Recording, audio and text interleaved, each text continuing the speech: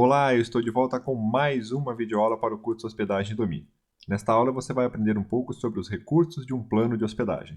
Quando você estiver escolhendo um plano de hospedagem, provavelmente na página do provedor vai ter diversos recursos. Eu separei uma lista com os principais recursos e eu quero comentar algumas informações com você. Então vamos lá? Primeiro vamos entender o que é recurso, né? Quando a gente fala de recurso de um plano de hospedagem, o que significa isso? São os recursos que o plano de hospedagem oferece. Se esse plano vai ter banco de dados, quanto de espaço em disco ele tem, se tem ou não acesso ao FTP, quais são as linguagens de programação que você pode rodar nesse plano e outras informações. Vamos ver alguns desses recursos. Temos o espaço em disco. O espaço em disco é o espaço disponível para você armazenar os arquivos do seu site, para você armazenar suas páginas, as informações do seu banco de dados, imagens e todo o conteúdo que vai compor o seu site para que as pessoas possam acessar esse conteúdo através da internet. É comum a gente encontrar no mercado dois modelos de hospedagem. O primeiro caso é a hospedagem onde o espaço em disco ele é disponível para todo o conteúdo. Vamos imaginar um plano com 10 GB de espaço.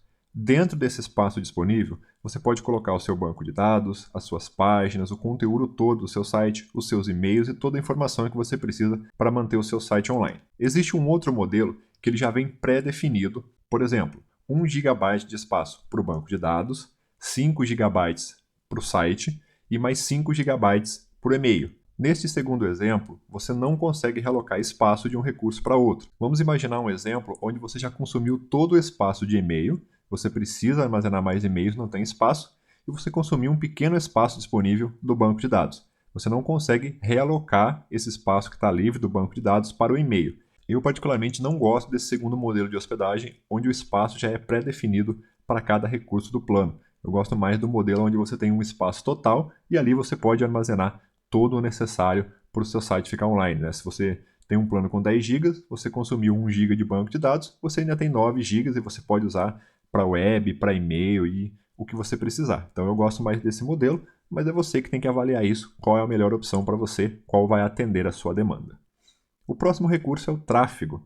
O tráfego é a troca de dados entre o servidor e o cliente. Tá? Esse cliente não é necessariamente aquele cliente que comprou alguma coisa de você, não é? É um navegador, um FTP ou algum software aí que vai enviar ou receber dados do servidor onde está hospedado o seu site. Falando de uma forma simples, vamos imaginar que você tem um site e a página inicial desse site tenha 1 mega. Se você tiver 1000 visitas durante o mês, você consumiu aí perto de 1 giga de tráfego, tá? Se essa página foi baixada aí 1000 vezes, então você consumiu aí perto de 1 GB, né? Para ser 1 GB exato tinha que ser 1024 vezes, mas vamos deixar mais simples. Um outro exemplo é se você fez um backup do site, né? Você fez um backup lá, o seu site todo tem 1 GB, você baixou essa informação para o seu computador, você também consumiu 1 GB de tráfego. Se você enviar ou baixar alguma informação via FTP, né, esses dados que você está trocando, está consumindo o seu tráfego também. E para quem está começando, um plano com 50 ou 100 GB de tráfego por mês está excelente, tá? Você não precisa investir mais para ter mais tráfego, porque provavelmente você não vai precisar. Você pode acompanhar se o seu provedor de hospedagem oferecer um painel de controle onde tem a métrica do consumo de dados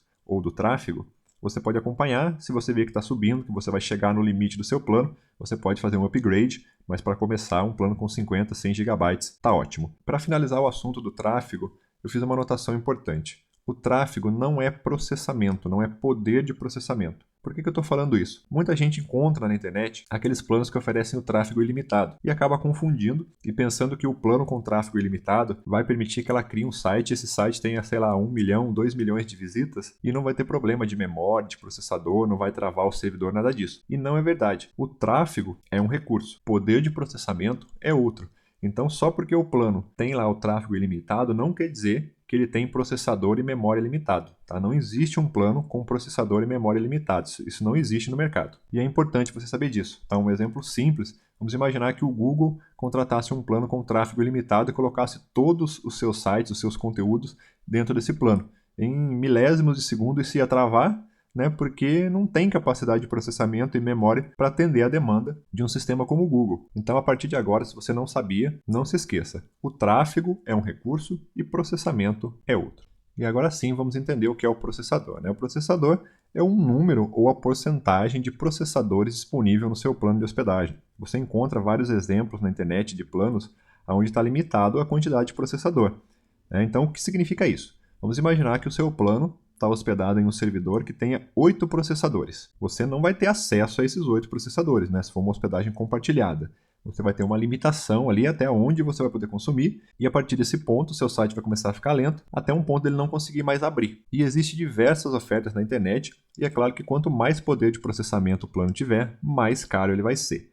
Para você começar, eu acho que um plano que tenha um processador, né, um processador inteiro, está excelente, você não precisa mais que isso. Aí você pode acompanhar no painel de controle do seu provedor de hospedagem. Muitos provedores oferecem lá um recurso para você acompanhar o consumo de processador do plano. Se você vê que está subindo, que você vai precisar de mais poder de processamento, você faz um upgrade ou então você faz uma melhoria no seu site para consumir menos recursos. Domínio adicional e estacionados, também é um recurso interessante para quem pretende criar outros sites utilizando o mesmo plano de hospedagem. Esses recursos são a quantidade de domínios que o plano permite hospedar ou estacionar. Esse recurso ele não está disponível em todos os provedores de hospedagem, tá? É um recurso muito variável.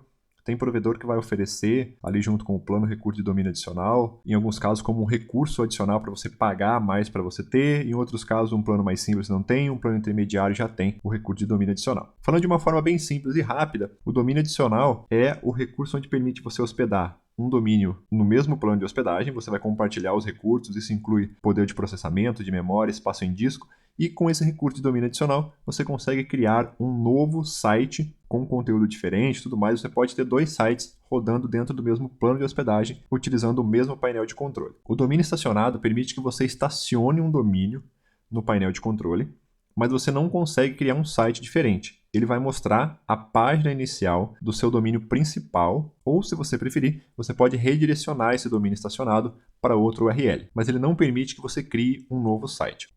Memória e a memória do PHP. São os recursos aí disponíveis de memória no plano. Normalmente o valor se refere à memória do PHP ou à memória do plano todo. Então você vai encontrar soluções na internet, né? Vai estar em algum lugar lá na descrição do plano o limite de memória. Pode ser 256 MB, pode ser 1 GB. E normalmente aí um plano que ofereça 256 MB de memória já é interessante para você rodar o WordPress, criar um site ali que vai começar a crescer, não vai ter tantas visitas assim, você não vai precisar mais do que isso. Se você vai trabalhar com algum sistema de loja virtual, como o Magento, por exemplo, aí já é interessante você pensar num plano com um pouco mais de memória. Eu recomendaria aí pelo menos 1 GB de memória. Servidor HTTP. É o servidor HTTP do plano, né, que vai ser responsável por atender as visitas, as requisições de visitas do seu site. Tem diversas opções na internet, diversos servidores HTTP. Os principais é o Apache, o mais utilizado. Depois tem o Nginx e o IIS, que é o do Windows Server. Para você que está começando, é importante você saber qual é o servidor HTTP, mesmo que você nunca faça aí um ajuste no htaccess do Apache ou nos arquivos de configuração de outros servidores HTTP. É interessante você saber que esse recurso existe, que ele está lá, né, que faz parte aí dos recursos do plano de hospedagem, porque se você precisar no futuro fazer algum redirecionamento, alguma configuração aí de recurso, você vai precisar, e daí você já sabe qual é o seu servidor HTTP. O mais comum são os planos de hospedagem com o servidor Apache, é um servidor muito bom. Banco de dados, né? São os bancos de dados disponíveis no plano de hospedagem. Os principais bancos é o MySQL, o mais utilizado, tem o MariaDB, PostgreSQL e o SQL Server do Windows. Por que é interessante você saber esse recurso? O banco de dados é um recurso da hospedagem onde vai armazenar as informações de sistemas que trabalham com banco de dados, como por exemplo, o WordPress, o Joomla, Magento. Todos esses gerenciadores precisam de banco de dados. Esses 3 que eu citei é o MySQL. Existem outros gerenciadores que você vai encontrar no mercado que podem requisitar outro tipo de banco de dados. E você precisa saber qual banco de dados você precisa. Como eu mencionei, se você for trabalhar com WordPress, Magento, Joomla, você precisa de uma hospedagem que tenha pelo menos um MySQL. É interessante você observar também a versão, né? O MySQL tem algumas versões, tem hospedagem que tem o MySQL mais atualizado, outras que vão ter o sistema desatualizado. Então você precisa verificar qual é a versão mínima que o sistema que você precisa trabalhar requisita, né? Para você atender ali a esse requisito e assinar um plano que já tem essa versão e não ter problema. Linguagens. Aqui as linguagens compatíveis com o plano de hospedagem.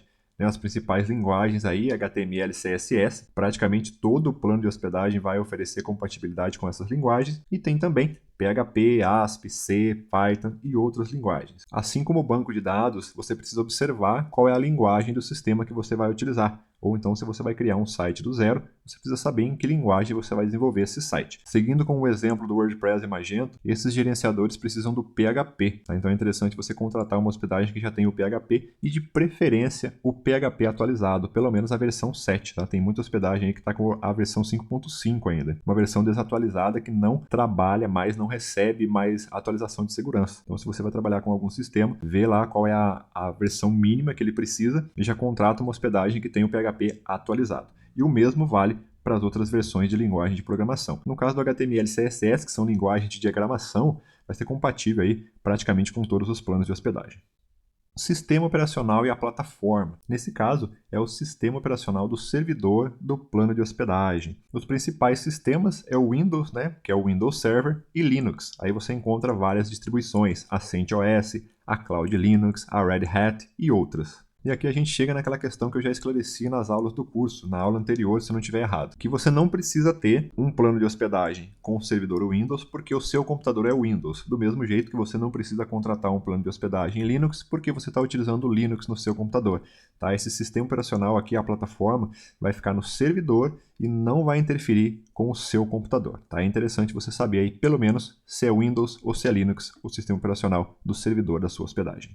Todos esses recursos que eu mencionei são exemplos para você ter uma visão geral do que você vai encontrar quando você estiver escolhendo um plano de hospedagem para o seu site. É essencial que antes de você assinar o seu plano, você consulte o seu provedor de hospedagem, aquele provedor que você escolheu para hospedar o seu site, e confirme com eles. Dá uma visão geral de tudo que você pretende fazer, confirma com eles se vai ser compatível. Informa, olha, eu vou utilizar o sistema X, preciso da versão do PHP Y, meu site no começo ele vai ter tantas visitas, o poder de processamento atende essa demanda e tudo mais. Assim você vai contratar um plano de hospedagem que vai atender a sua demanda, não vai ser nem aquele plano muito caro e também nem aquele plano baratinho que não vai atender o que você precisa. Você vai contratar o que você realmente necessita para aquele momento do seu site. O site está crescendo, então daí você faz upgrade, faz as melhorias que você precisar no plano. Mas é sempre importante você consultar o seu provedor de hospedagem. Não saia por aí assinando o primeiro plano que você vê, não escolha por preço. O plano mais caro nem sempre é a melhor opção para você. Talvez você vai contratar um plano muito caro, vai fazer um investimento que você não precisa, assim como o plano muito barato também talvez não traga o desempenho que você precisa para o seu site. Então é importante você observar isso aí. Na próxima aula, a gente vai escolher um plano de hospedagem, eu vou dar algumas dicas aí para vários tamanhos de site, vários portes de site, para te ajudar a escolher. Porém, isso é apenas um guia, você ainda deve consultar o seu provedor de hospedagem. Continue aprendendo com o curso Hospedagem e Domínio. Assista todas as aulas para você aprender mais sobre hospedagem, sobre domínio, para você aprender a registrar o seu domínio, a assinar o seu plano de hospedagem.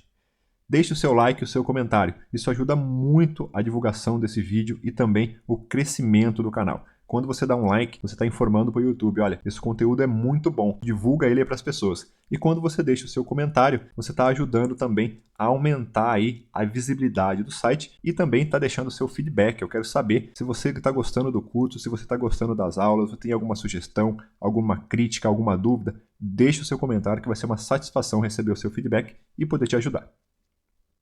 Bons estudos para você! Muito obrigado pela sua audiência, um forte abraço e até o próximo vídeo.